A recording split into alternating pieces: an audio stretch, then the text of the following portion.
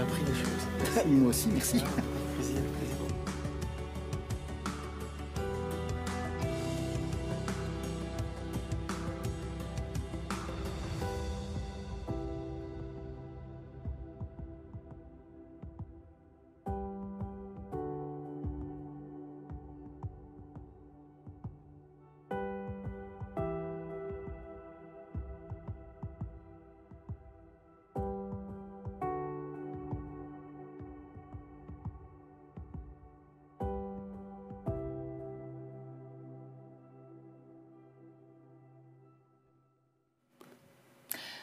Nous en avons déjà beaucoup parlé depuis le début de cette séance. La biodiversité qui est effectivement un pilier de la forêt, un élément fondamental dans une forêt du futur plus résiliente. À côté de la crise climatique, effectivement, une autre crise menace l'avenir de nos forêts, c'est l'effondrement de tout ce vivant qui met en péril toute une série de fonctions écosystémiques essentielles comme la régulation du cycle de l'eau, la régulation thermique, le stockage du carbone, la protection des sols, etc. Bref, la forêt de demain devra être plus vivante. Et pour parler de cet aspect-là, nous avons l'immense plaisir d'accueillir 3 orateurs, dont 2 orateurs qui nous viennent de France. Alors, ils ne sont malheureusement pas là avec nous en direct, in situ, mais ils sont avec nous par écran interposé. Alors, j'accueille tout d'abord Daniel Valory. Bonjour, Monsieur Valory. Alors, vous êtes docteur en écologie forestière, responsable du programme sur les forêts du WWF en France.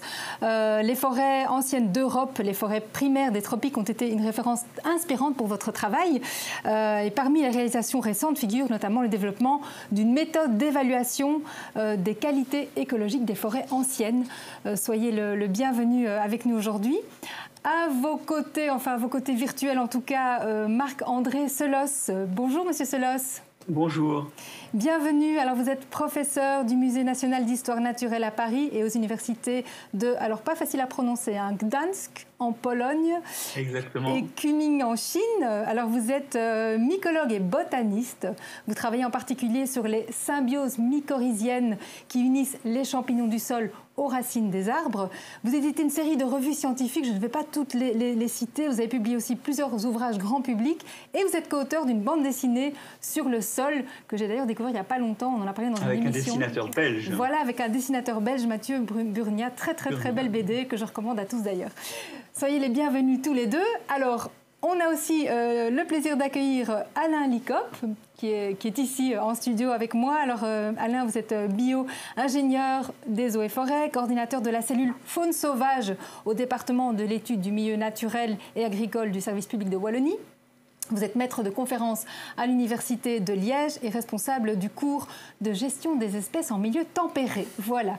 Soyez les bienvenus tous les 3 pour aborder cette question essentielle de la biodiversité en forêt.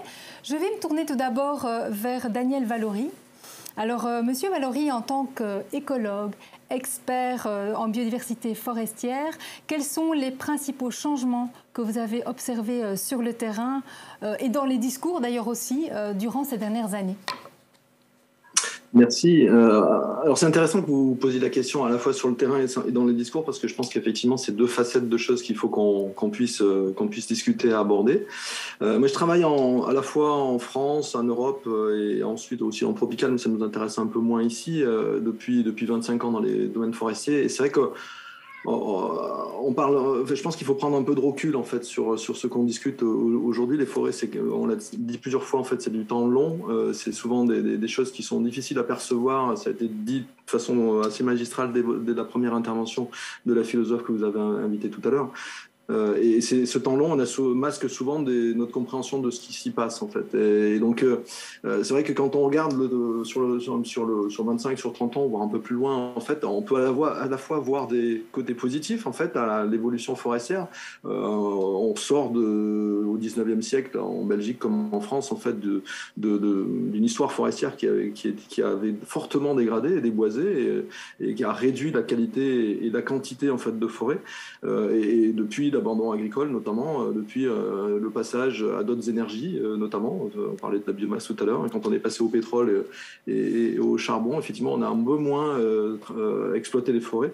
Et ça a conduit à des évolutions que moi, d'un point de vue de l'écologie, je considère plutôt positives, parce que ça a aidé à du redéveloppement de la forêt à des endroits où elle avait disparu, où on l'avait déforestée, en fait, sur le territoire européen et français ou belge en l'occurrence, mais aussi ça a conduit une certaine maturation de certaines forêts qui ont permis le retour de certaines espèces. Pour prendre des espèces classiques, le pic noir par exemple, quand on regarde un peu sa répartition sur le dernier siècle, en fait, on voit très bien qu'elle suit la maturation des traits qui se sont réinstallés. Et alors, je ne suis pas en train de vous dire qu'il n'y a qu'une dimension positive en fait à cette histoire. En parallèle, il y a aussi des choses qui mettent la pression qui mettaient la pression sur les forêts. Je viens au changement climatique après, depuis longtemps, notamment une certaine vision forestière, agricole, forestière en fait dont on a parlé précédemment, qui produit des monocultures, qui a introduit des espèces éventuellement exotiques, hein, et certaines d'entre elles envahissantes, et donc qui a causé un certain nombre d'impacts en fait sur la biodiversité. Donc ça, c'est déjà deux trajectoires qui se télescopent un petit peu. Donc c'est difficile, alors peut-être plus facile sur un territoire restreint comme la Wallonie en fait de généraliser, de donner un seul sens à l'histoire. Mais en fait, quand on élargit sur un territoire comme la France, par exemple, on a des forêts de montagne et d'autres en fait qui ont des histoires différentes, et c'est toujours difficile de faire des généralités.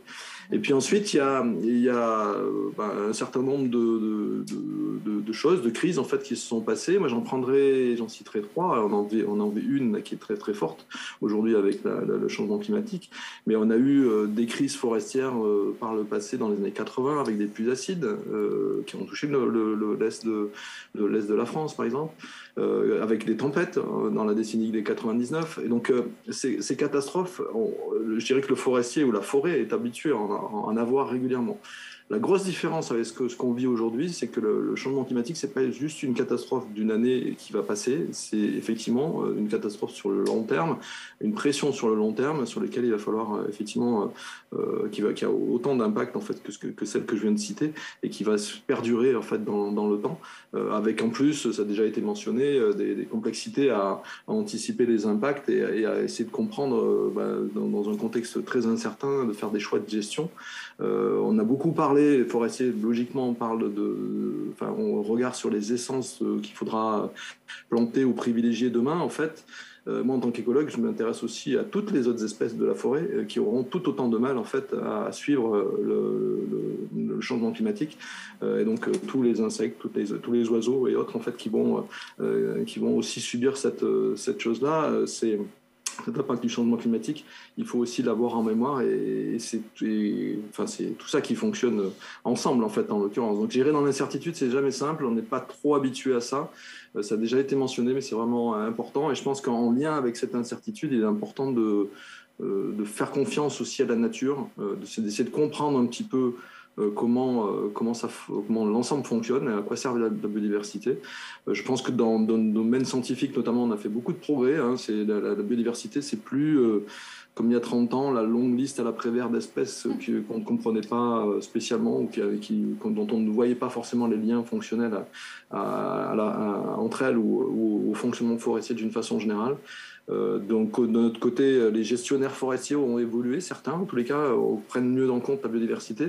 Je trouve que d'une façon générale, alors là, je ne me permettrai pas de juger ce qui se passe en Belgique, mais en tous les cas en France, pour une grande partie, ça reste encore la biodiversité, la cerise sur le gâteau en fait, quand on fait des choix de gestion. Et donc effectivement, c'est sans doute de remettre la biodiversité à son juste niveau. C'est quand même le moteur de la nature en fait, en l'occurrence, le moteur des productions qui va être important. Justement, je rebondis par rapport à ce que vous venez de dire. La forêt, ce n'est pas que des arbres, c'est un équilibre complexe au sein duquel interagissent quantité d'êtres vivants. Comment, justement, en quoi est-ce que la biodiversité peut être justement la base d'une forêt plus résiliente ? En quoi peut-elle sauver la forêt ? Mais la forêt se sauvera elle-même par ses fonctionnements, enfin, la biodiversité ou la diversité, puis sa façon d'interagir entre les espèces, en fait, c'est vraiment, si vous prenez une analogie avec l'automobile, c'est le moteur, en fait, hein, en l'occurrence. Et ce moteur-là, en fait, c'est ce qui fait la garantie, justement, d'être en capacité d'évoluer. C'est valable, ça, d'ailleurs, au niveau d'une espèce, comme c'est valable au niveau de l'ensemble de l'écosystème forestier. On a une forêt en France, en fait, dans le sud-est de la France, dans les Pyrénées-Orientales exactement, qui est extrêmement bien étudiée et sur lequel on a un inventaire je ne dirais pas exhaustif parce que c'est pas possible en fait, mais en tous les cas très très complet de la biodiversité, enfin des nombres d'espèces en fait qu'il y a dans une forêt. Sur à peine 300 hectares, qui est extrêmement petit, on a plus de 8200 espèces. Les 2/3, plus de la moitié, ça va être des invertébrés, des petites espèces. 20%, ça va être les plantes et les fougères. Autant vont être des champignons. Et puis finalement, ce qu'on regarde en général et ce qui pilote en fait l'œil de l'écologue qui fait de la gestion et du forestier qui fait de la gestion aussi, en fait, c'est souvent un tout petit nombre d'espèces, des mammifères, des oiseaux, quelques espèces de batraciens, et ça représente que 2%. Donc il faut bien comprendre, en fait, effectivement, cette richesse-là, chacune des espèces a des réactions différentes, ou va avoir des réactions différentes, en fait, en fonction du changement climatique, et c'est ça qu'il faut arriver à voir dans quel sens ça évolue. Je voudrais juste citer, puisqu'on est dans des chiffres, en fait, aussi que dans cette proportion d'espèces, là, vous avez à peu près un quart des espèces qui vont être liées aux très vieux arbres et aux bois morts en forêt. Parce que effectivement ces espèces-là, que ce soit aériennes ou même dans le sol, on en reparlera sans doute tout à l'heure, Marc-André Sellos en parlera, en l'occurrence sont extrêmement importantes pour recycler le carbone en fait, dans l'écosystème. Et que d'ailleurs, dans les sols, à la fois sur ce même inventaire-là, il y a à peu près la moitié des espèces, non pas qui vivent dans les sols, mais qui ont une relation à un moment donné de leur stade de vie en fait, avec le sol. Et donc ça doit nous éveiller en fait en tant que gestionnaire forestier ou gestionnaire d'espèces naturelles aussi à ce qu'on fait subir quand effectivement on rajeunit trop les forêts, on nettoie trop les forêts, voire même quand on fait du labour, de la coupe rase plantation, en fait ça a un impact très fort et à long terme en fait en l'occurrence. Et donc maintenant effectivement sur cette base-là, c'est vrai que en quoi peut servir la biodiversité, c'est effectivement de fournir des options et puis de permettre de faire comprendre aux gestionnaires un peu les modes de fonctionnement. On a parlé plusieurs fois que la diversité, alors des arbres, mais aussi de toutes les espèces, est importante en fait, y compris pour des questions de maintien des productions. On a peut-être moins abordé, mais c'est aussi important d'un point de vue de la biodiversité, effectivement, la notion de maturité, les très vieux arbres, les micro-habitats qu'il y a dans ces arbres, y compris quand ils sont morts, enfin, quand ils sont vivants comme quand ils sont morts, c'est effectivement extrêmement important. Et la continuité dans le temps, ce qu'on appelle l'ancienneté d'écologie en fait, de la forêt, c'est aussi un élément qui va vous faire apparaître ou disparaître certaines espèces. Merci. Oui, donc vous disiez tout à l'heure, la biodiversité, c'est le moteur de la forêt, ça semble évidemment évident, mais en même temps, vous mentionniez tout à l'heure que dans beaucoup de cas, c'est encore considéré comme la cerise sur le gâteau, elle n'est pas en tout cas considérée comme étant l'élément fondateur, et donc c'était pour ça que je voulais vous faire réagir là-dessus, et donc effectivement, la forêt de demain devrait être une forêt plus vivante, une forêt de grande biodiversité. Alors, Monsieur Sellos a beaucoup acquiescé en vous entendant. Monsieur Sellos, on parle rarement du sol, finalement, quand on parle de la forêt, quand on parle même de la nature, de la biodiversité en général, on s'intéresse rarement à la vie du sol, à ce qui se passe sous nos pieds. Quel est l'intérêt du sol dans une forêt ? Je vous dirais l'intérêt d'un sol vivant, je veux dire, dans une forêt. Oui. Je vous dirais que la question que se pose l'écologue, si je peux être provocant, c'est quel est l'intérêt de la partie aérienne de la forêt ? Alors évidemment, pour l'homme, c'est vrai qu'on ne fait pas des planches avec les racines, ok. Mais d'un point de vue fonctionnel, la diversité fonctionnelle, c'est-à-dire la diversité des mécanismes qui permettent une forêt, c'est en dessous. Alors déjà, regardons l'arbre, parce que l'arbre, il est dans la forêt, il construit la forêt pour nous visuellement en surface. Il faut se rappeler que la moitié de la biomasse est sous terre. Et ça, c'est difficile à réaliser parce que quand une tempête arrache un arbre, seules les grosses racines viennent. L'essentiel de la biomasse racinaire est fait de toutes petites racines qui explorent le sol. Et ces petites racines-là, en gros 80% de la biomasse racinaire, même si ça dépend des espèces d'arbres, mais vous ne la voyez jamais quand vous arrachez quand la tempête arrache un arbre. Donc, il y a déjà l'essentiel de l'arbre sous terre, et qui se nourrit à partir du sol. Mais il y a aussi une diversité vivante absolument énorme. On donne souvent dans un gramme de sol forestier cette idée de plusieurs milliers d'espèces de bactéries représentées par au total 1 million de cellules au moins. On parle d'un millier d'espèces de champignons, d'une plusieurs centaines d'espèces d'amibes, ces petites unicellulaires qui se déplacent en se déformant, et puis bien sûr des animaux. Mais en fait, ces animaux-là, souvent en quantité moindre que les microbes et les racines, parce qu'en fait, ils mangent des microbes et ils mangent des racines, donc nécessairement, pour des raisons d'accès à la nourriture, il y en a un peu moins. Il y a donc une biodiversité énorme. Il y a là, sans doute, une petite moitié, au moins, des espèces décrites dans la forêt, sans compter que, en gros, pour les microbes, on sait qu'on n'en connaît que 1%. Et cette diversité n'est pas qu'une diversité numérique. C'est une diversité de fonctions. C'est là que vivent des choses qui vont jouer avec le fer, par exemple, réduire le fer des minéraux, qui vont s'attaquer aux minéraux du sol et libérer le phosphore, dont certains vont transformer l'azote atmosphérique en azote assimilable par les organismes microbiens, à commencer par eux-mêmes, bien sûr, ou végétaux.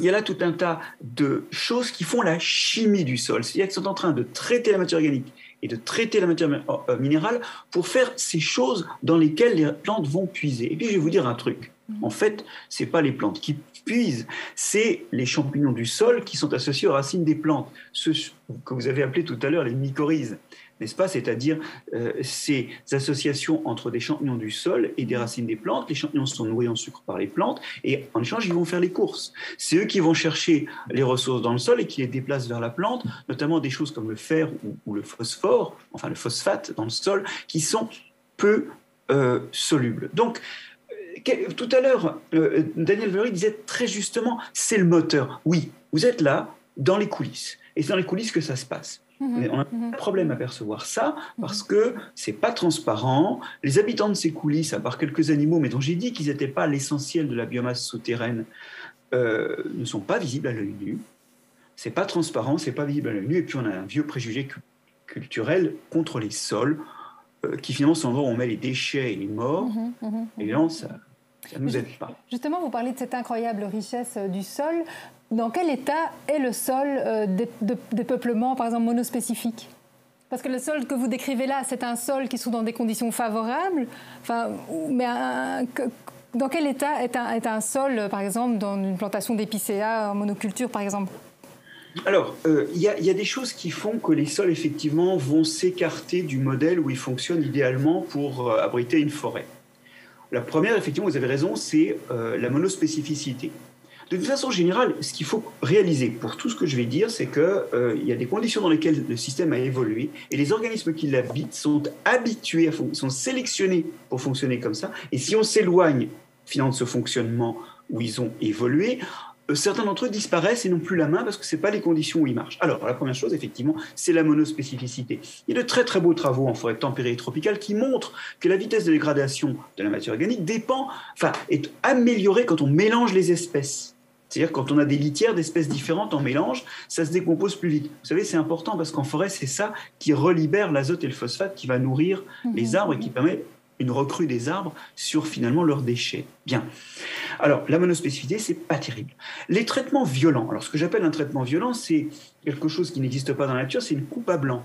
Ou encore, j'étais dans les Landes la semaine dernière et j'ai vu des replantations avec labour. Enfin, quand je dis labour, ça ressemble plus à un champ de tir. Dans ces cas-là, évidemment, il y a toute une fraction de la vie du sol, notamment quand vous le perturbez mécaniquement, les champignons, qui sont faits de filaments, notamment ceux qui nourrissent les arbres, qui disparaissent. Et puis une coupe à blanc, c'est un moment où la matière organique cesse d'arriver au sol parce qu'il n'y a plus ni les racines qui nourrissent les champignons et les bactéries autour des racines, ni la chute de feuilles. La dernière chose sur laquelle je voudrais attirer votre attention, c'est les espèces exotiques qui sont très souvent introduites.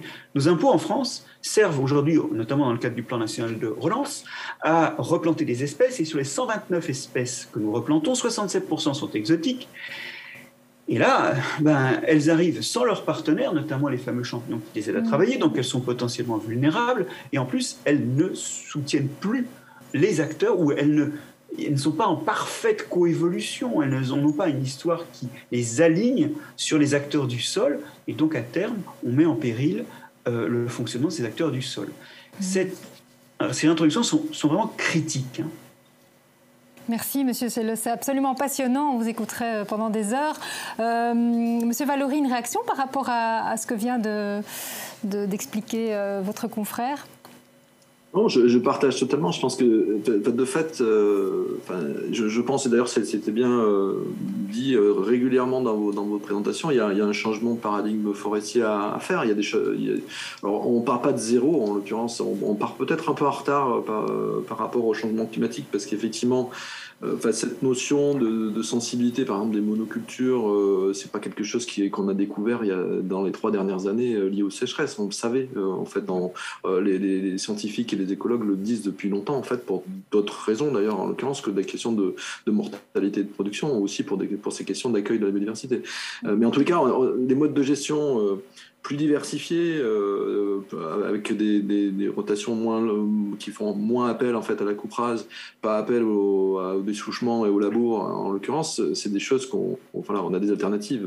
Vous aviez tout à l'heure le président de ProSilva en fait en l'occurrence qui de la même façon représente en fait un mode de gestion, un des modes de gestion, et c'est pas le seul, mais qui effectivement permet de donner des réponses, joue avec cette diversité des arbres. Alors, on peut aller plus loin, hein, notamment sur la biodiversité. La prise en compte de la biodiversité dans certaines de ces forêts ProSilva, mais elle joue déjà avec en étant plus proche de la nature, qui est effectivement une des idées qui est d'ailleurs bien portée dans la stratégie européenne des forêts aujourd'hui, qui est de dire on essaye de se rapprocher un peu plus de ce qui nous a inspiré. Vous le mentionnez tout à l'heure dans mes études et dans mes travaux, en fait, mais j'ai beaucoup été inspiré, alors à la fois par des forêts tempérées qui ont été hors exploitation. Ça ne veut pas dire que je ne m'intéresse pas à la gestion, à la production de bois, en fait, mais c'est simplement qu'effectivement, pour le sylviculteur aussi, c'est une inspiration, en fait, ces forêts non gérées depuis longtemps. Et on en a très peu. On en a très peu en Europe de l'Ouest. On en a un peu plus en Europe centrale et de l'Est. On en a particulièrement, par exemple, en Ukraine, dont on parle aujourd'hui. Et puis on en a en tropical qui fonctionne un peu différemment, mais qui effectivement nous inspire. Donc on peut tout à fait imaginer, je pense que les deux grands champs en fait, dont on a besoin aujourd'hui, c'est à la fois de mieux gérer en fait, les forêts qui vont garder un objectif multifonctionnel et même de production important, en fait, et puis mieux protéger les forêts remarquables, les forêts ce qu'on appelle les vieilles forêts ou les forêts les plus âgées, les plus matures, qui sont d'un point de vue de la biodiversité absolument incontournables. Et ça, c'est lié à effectivement le besoin de protéger un peu plus, et notamment la politique européenne en fait de protéger au moins 10% de façon forte des écosystèmes. Donc tout ça, ça demande aussi justement que pour ça se mette en place, qu'il y ait une transition des façons de penser, une transition des moyens, y compris financiers. Un de vos précédents interlocuteurs parlait de services rendus par les forestiers, de comment on peut les financer. Je pense qu'effectivement, il y a des voies dans ce sens-là. Merci à vous deux. Alain Likop, une réaction aussi par rapport aux précédentes interventions ? Oui, effectivement. Donc, les intervenants ont bien souligné la complexité du milieu forestier au travers de l'importante biodiversité à tous les niveaux. C'est clair qu'on est quand même dans un contexte de forêts qui ont quand même souffert par le passé. On se retrouve avec un héritage, c'est un peu ce dont on parlait, avec des essences très, très bien représentées et beaucoup d'essences forestières peu représentées sur lesquelles on compte en fait dans le cadre de cette incertitude climatique. Et donc c'est très important de mettre le doigt effectivement sur des segments comme le sol auxquels on ne pense pas souvent, même s'il y a quand même déjà des mesures qui sont prises en forêt pour tenter de protéger au mieux les sols forestiers. Oui. Alors, Alain Likop, on ne peut pas évoquer la question de la biodiversité en forêt sans parler de l'augmentation des populations de grands gibiers. Oui. Alors en forêt, j'imagine que le cas est similaire en France. Dans nos forêts wallonnes, on assiste à une surpopulation, notamment des populations de sangliers. Comment est-ce qu'on explique ce phénomène ? Eh bien, en fait, effectivement, donc on constate que depuis, alors c'est quand même une bonne trentaine d'années, 40 ans maintenant, alors que si on repart plus loin, à l'époque des révolutions, il y avait quasiment plus d'ongulés sauvages chez nous. Donc j'entends par là cerfs, chevreuils, sangliers, ce qui correspond en fait plus ou moins à nos espèces grand gibier à l'heure actuelle. Eh bien, on a connu dans le courant des années 70-80 jusqu'à aujourd'hui une augmentation très importante des effectifs. Pour prendre l'exemple du sanglier, dans les années 80, on en tirait 5 000 par an. En 2018, on en tirait 35 000. Donc on est quand même un facteur multiplicatif important.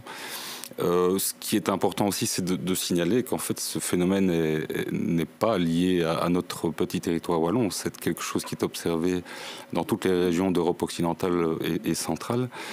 Les causes, écoutez, ça c'est évidemment multifactoriel. Il est très clair qu'il y a d'une part la législation qui est intervenue dans les années 90 avec notamment l'instauration du plan de tir pour le cerf qui au départ était une mesure conservatoire vis-à-vis du cerf. C'était pas nécessairement des minimums de plan de tir qu'on imposait, mais c'était des maxima pour éviter justement qu'on tire trop au niveau de cette espèce. En 94, il y a eu un élément important aussi qui consistait à faire passer le sanglier de bête fauve à bête gibier, donc quelque part géré par le chasseur et non plus par les agriculteurs qui souffraient des dégâts de sanglier, par exemple. Donc ça, c'est la première cause importante. Les autres causes, elles sont liées au changement du climat. Ça, on en a déjà beaucoup parlé. C'est clair qu'en termes de dynamique de population, les hivers doux que l'on connaît actuellement limitent l'effet de sélection naturelle sur les populations et augmentent le taux de survie des espèces.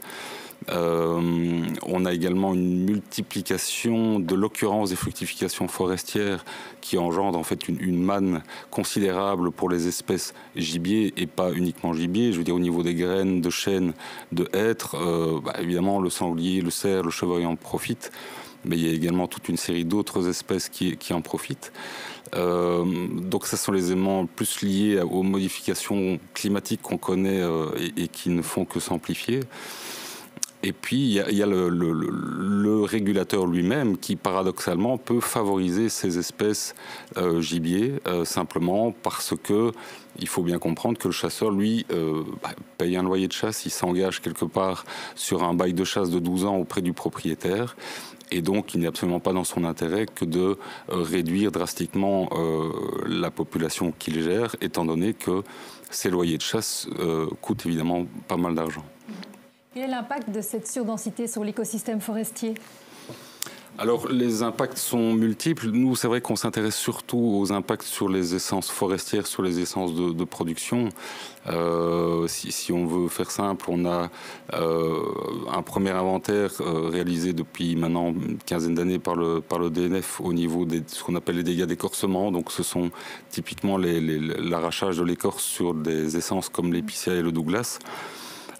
C'est un dégât qui est typiquement lié au cerf, et là c'est un vrai dégât économique puisque on a par rapport à ces arbres endommagés, disons, introduction d'une pourriture et perte d'une valeur économique au niveau du sillage notamment.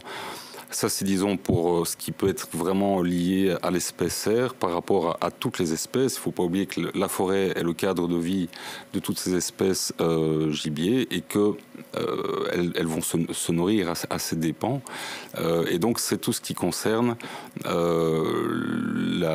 l'atteinte à la végétation forestière au niveau de l'abrutissement de ces espèces.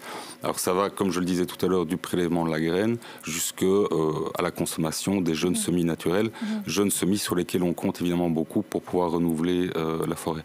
Il faut savoir aussi que, évidemment, malheureusement, les espèces qui sont a priori très intéressantes pour la diversification de la forêt sont souvent également les espèces qui sont les plus appétentes pour ces espèces gibier. Ce qui engendre alors une perte de diversité. Ça, c'est au niveau de la régénération naturelle. Si on va un peu plus loin, à plus forte densité, on a aussi carrément une modification de la structure des forêts. C'est-à-dire qu'on va avoir une sorte de simplification du milieu, une perte du sous-bois qui va avoir des conséquences sur les insectes, sur les possibilités de nicher au niveau des oiseaux, etc. Et si on rajoute à ça quelques prédations directes du sanglier par rapport à des espèces qui sont rares ou protégées, On parlait souvent de la gélinote, mais un exemple plus récent, plus concret, c'est le prélèvement des moules perlières, qui sont des populations très rares chez nous et qui sont activement protégées. Eh bien, on a effectivement parfois des dégâts, des prélèvements liés au sanglier. De nouveau, c'est plus lié à un déséquilibre important. Je veux dire, ces espèces font partie aussi de la biodiversité, cerfs, chevreuils, sangliers. On est plutôt dans une question de niveau de population. Le problème, c'est pas l'animal, c'est plutôt qu'il est en surnombre. C'est effectivement le surnombre qui est contrôlable pour des espèces comme le cerf, mais qui, pour le sanglier, commence tout doucement à devenir relativement incontrôlable. Et donc, on se trouve avec des outils de gestion qui ne sont plus du tout adaptés à la situation. Alors, donc, c'est sûr que comment faire évoluer alors ces pratiques de gestion ? C'est une très bonne question parce qu'effectivement, le gestionnaire forestier, lui, compte sur ce seul outil de régulation qu'est la chasse. En réalité, on peut penser à la prédation par le loup, par le lynx, tout ce qu'on veut, mais ce n'est pas efficient et ce n'est pas suffisant pour pouvoir réguler ces populations. Donc, on doit compter absolument sur le chasseur pour faire cet effort de régulation. Donc on lui met des contraintes, on lui impose des plans de tir, et à côté de ça, le chasseur, lui, paye un loyer de chasse relativement important. Et il ne faut pas oublier que ce n'est pas un professionnel. Il fait ça pour son plaisir au départ. Donc quelque part, oui, il y a une sorte d'inadéquation entre la nécessité, à un moment donné, d'avoir une régulation plus efficace, plus intensive de ces populations en surnombre, et à côté de ça, l'outil qui lui-même n'est pas spécialement adapté parce que quelque part on lui impose de réaliser des choses qu'il n'est parfois pas capable de réaliser. C'est ça. Monsieur Valory, Monsieur Sellos, par rapport à cette question de ce déséquilibre forêt-grands ongulés, vous avez envie de réagir ? Bon, moi, je peux peut-être effectivement brièvement réagir. On retrouve quelque part derrière une idée que j'ai formulée tout à l'heure, qui est que les organismes ont évolué d'une certaine façon et ils sont adaptés à ces conditions. Et quand on s'éloigne de ces conditions, eh bien, on a des perturbations. Et c'est ce qu'on voit là. Il y a des problèmes de régulation, effectivement, dans les chaînes trophiques qui ne s'opèrent plus comme avant. Ça ne veut pas dire qu'elles fonctionnent mal, d'ailleurs. Ça veut juste dire que les chaînes trophiques fonctionnent d'une façon qui n'est pas utilisable ou qui ne permet pas une utilisation optimale par nous par rapport aux objectifs qu'on s'est fixés, esthétique, d'accueil du public ou de production. C'est vraiment important de retrouver une logique évolutive. Et je voudrais dire un mot ici d'un concept qui est utilisé en agriculture, c'est l'agroécologie. L'agroécologie consiste à aller chercher dans notre connaissance de l'écologie, qui n'est sans doute pas parfaite, mais enfin, qui quand même a généré des données, à aller chercher des mécanismes, d'accord, comme outil. Et ça, c'est vraiment quelque chose d'important. Et aujourd'hui, je vais mettre les pieds dans le plat, je trouve que le dialogue entre l'écologie et la gestion forestière, enfin, moi je parle de mon pays, hein, probablement la Belgique était l'exemplaire de ce point de vue-là, mais malheureusement, nos forestiers n'ont pas les yeux qui regardent vers le nord. Je trouve que le dialogue n'est pas bon. Je trouve qu'il n'y a pas de dialogue. Je vois comment les institutions comme les CSRPN, qui donnent des avis notamment sur les espèces introduites, sont écoutées, ils ne sont pas écoutés. Je vais vous dire un truc, par exemple, vous avez, je sais, en Belgique, par endroit, des problèmes avec le tulipier de Virginie. Eh bien, tout le monde a dit qu'il ne fallait pas mettre le tulipier de Virginie sur les espèces à introduire en France, mais elles y sont quand même. Et nos impôts servent à les introduire aujourd'hui. Alors, ce que je veux dire par là, c'est qu'il faut absolument retrouver un dialogue avec l'écologie pour retrouver finalement ces petites logiques évolutives et écologiques qui peuvent être des outils et qui, pour l'instant, ne sont convoqués pour expliquer pourquoi ça merde. Et quelque part, ça confine l'écologie dans une logique de Cassandre, alors qu'elle pourrait nous donner des outils. Merci, oui. Daniel Valory, je pense que c'était intéressant la façon dont votre intervenant, en l'occurrence, a parlé du sujet, parce qu'effectivement, il a posé des choses de façon très pragmatique et avec toutes ses facettes, en fait, en l'occurrence. Sur ces sujets-là, en France, entre écologie et chasseurs et forestiers, c'est souvent très compliqué, en fait, de discuter. Donc, c'est effectivement, je pense qu'on voit bien qu'il y a un dysfonctionnement. On est quand même aussi, on a aussi beaucoup de départements en France où on a, alors certes du sanglier, on en a partout, mais on n'a pas du cerf partout, et on a un certain nombre d'ongulés, y compris des espèces comme le chamois qui sont encore maintenues à relativement haute altitude, alors qu'elles pourraient être plus basses en fait. En l'occurrence, donc on n'a pas non plus une faune complète partout, hein, en l'occurrence, qui pourrait être intéressante pour l'écologue. Donc le retour de ces espèces, on est aussi intéressé de les avoir par rapport à la situation il y a de l'après-guerre, par exemple, où effectivement, même le sanglier, c'était pas toujours si évident que ça de l'avoir de partout, en fait, en densité importante. En densité, alors, après, on reconnaît qu'effectivement, il y a des surdensités. Il faut pouvoir amener le dialogue. Je pense, le plus simple, c'est d'amener le plus proche du massif forestier où le problème se pose, en fait, et pas d'en faire des dialogues nationaux, qui, en tous les cas, en France, en fait, sont des dialogues de posture sur la chasse ou entre chasse et écologie, et qui finalement sont assez stériles en fait et n'amènent rien. Après, peut-être un mot de conclusion. On sort en fait en France en fait de quelque chose d'assez similaire de ce que vous êtes en train de lancer aujourd'hui, d'assises de la forêt et du bois, qui a amené un petit peu tous les acteurs à se poser un certain nombre de questions autour du changement climatique, de la biodiversité, de l'économie forestière, de la gouvernance des forêts, qui a donné lieu pour une première fois, moi depuis 25 ans, j'ai jamais eu de débat de cette nature-là, donc je trouve que justement il y a beaucoup d'acteurs, y compris il y a des tensions dans le monde forestier français, mais en tous les cas il y a entre notamment sur les modes d'exploitation les plus intensifs qui restent très forts, mais il y a quand même une majorité du monde forestier et des écologues en fait qui savent justement se mettre autour de la table, discuter, essayer de trouver des solutions ensemble, et ça c'est quelque chose qu'on va essayer de garder en France et que je vous souhaite en fait en l'occurrence en Wallonie aussi. Merci, Monsieur Valory. Alors, tout n'est pas parfait chez nous, mais en tout cas, on est tous disposés à se mettre autour de la table et à discuter. C'est déjà une très, très bonne chose, effectivement. Merci pour votre présence. Merci, Marc-André Sellos. C'était vraiment passionnant. 10 minutes, c'est court pour chacun. C'est très frustrant. Mais voilà, on est ravis vraiment de vous avoir accueillis dans ces assises. Belle continuation à chacun de vous. Et à bientôt, on espère. Merci aussi, Alain Licope, pour votre présence. On se recroisera plus rapidement, sans doute. Merci à vous. Et voilà qui clôture ce panel thématique consacré à la biodiversité.